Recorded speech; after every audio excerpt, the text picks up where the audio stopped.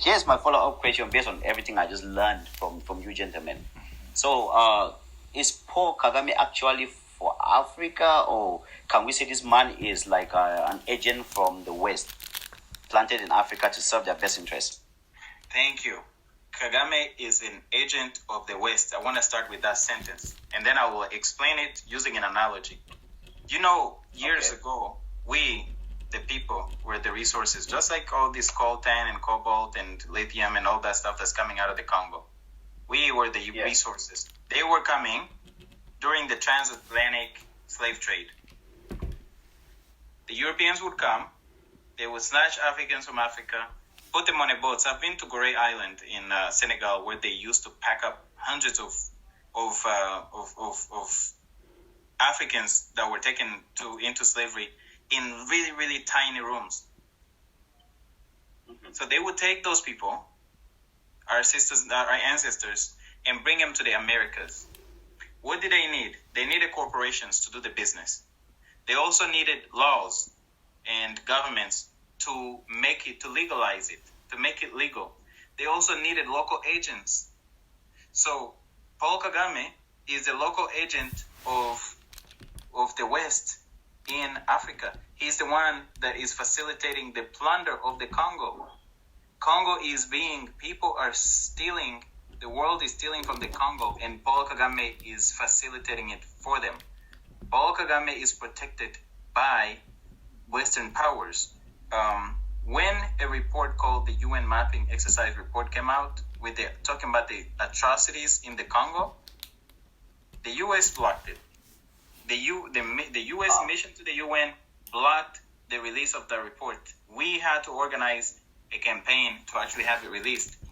When the M23 invaded the Congo, I guess I don't even know if it's an invasion, but yes, it is an invasion because it was Rwanda invading the Congo. When Rwanda's first time as the M23, not the first time Rwanda invaded the Congo, but first time as the M23 invaded the Congo in 2012, and the reports were coming out, the U.S. mission to the UN blocked the reports. Susan Rice, she did not want the reports to be released. We had to put up a campaign to have that released. So, to make it short, Kagame is an agent of the West. Today, Rwandan troops are serving as mercenaries for the French in Mozambique, because the French want to exploit the oil in Cabo Delgado. Rwanda's over there. Same as Museveni, by the way. Museveni is also an agent of the West on the African continent. They market themselves as Pan-African.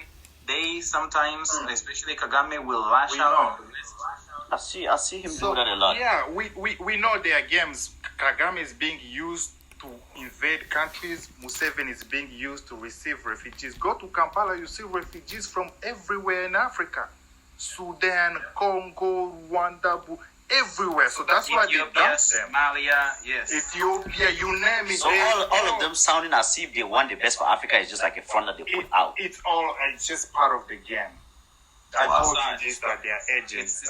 We argue about this every It's funny because we argue about this. And I told you they are agents. Facade. You cannot be for Africa and massacre millions of Africans. I mean, that's the easiest answer. And then the stealing of Congolese resources. You cannot be for Africa and right. And then how can Rwanda be the first country to import coltan, and we all know Rwanda does not mine coltan? It comes Goma is next door where they mine it. And that's what I've been telling you. But do they import it to process it? And no. So why are they importing coltan? They say to the West. That's marketplace. And they don't mine it. Now, I wanted to touch on one thing you mentioned, very important, about the UN mapping reports. That's the key of this conflict. Now, President Macky Sall, the African chairman, now called for dialogue, right? And then, as you mentioned, Angola, the president of Angola, hosted President Tshisekedi and Paul Kagame to have a dialogue. And of course, we know that was not implemented. They did not reach an agreement. Now, in an interview France 24 interview President Kagame, he denied the allegations that Kinshasa made against Rwanda. Now, the UN mapping reports that we are talking about has every report how Rwanda not only supports M23, they supply them with ammunition, they supply them with ammunition and military, and they train them. So how do you think this is being played out? So it's funny. I was laughing when you say that Kagame denied the allegations. I remember when he said it on France 24, France 24. Yes. That was last year. Right. The year before, the General James Kabarebe, who is in the report that you're talking about. So there's a mapping report, and then there's a report on the M23.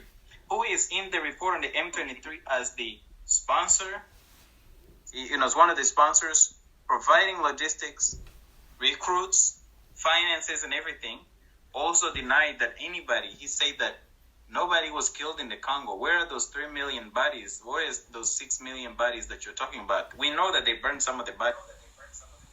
And there are documentaries, I don't mean to cut you, sorry, there are documentaries where himself, I think Laurent Desire Kabila back in 96, sent the troops to send them back to Rwanda. They reached the border, he took his gun and shot 3 million. There's documentary out there, and he's bragging about it.